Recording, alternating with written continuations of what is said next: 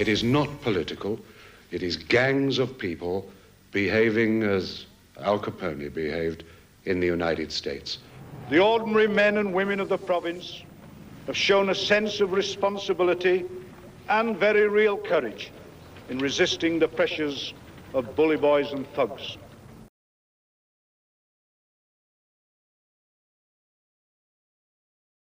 Faced now with the failure of their discredited cause, the men of violence have chosen in recent months to play what may well be their last card.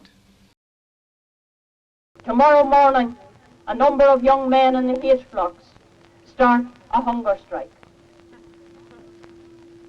At the beginning, I didn't know, nor did anybody else here, unless they were much wiser than the rest of us, did any of us know the price we would pay for daring to stand up and demand what was our right.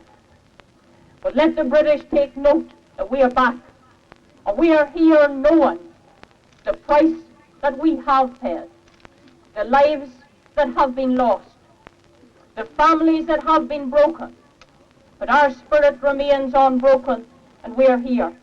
And we recognize the price that may have to be paid. But what astonished me on Thursday was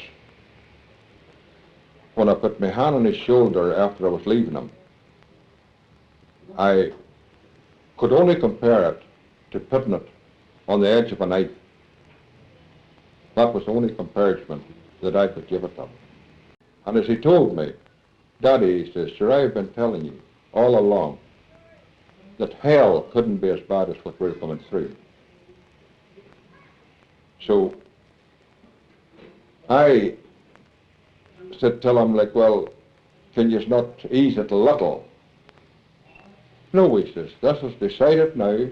We have to go on with it, and there is no comeback. We'll go on to death.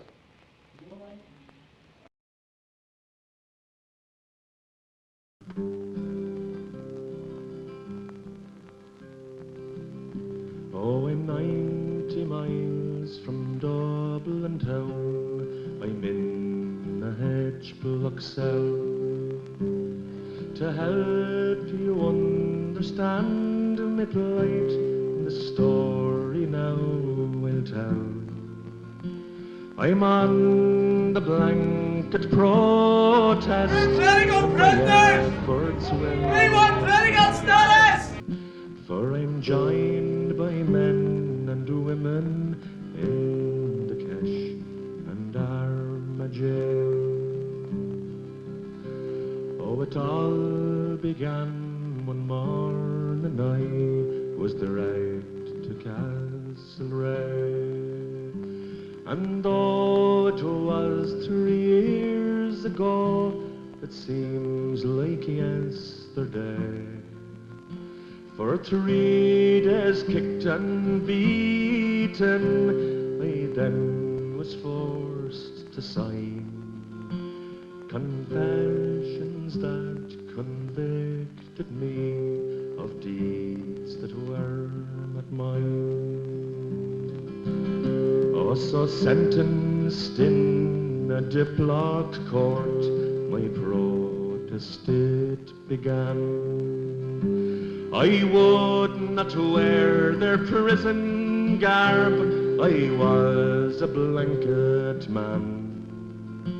I'll not accept their status, nor be criminalized. That's the issue in H block for which we give our lives.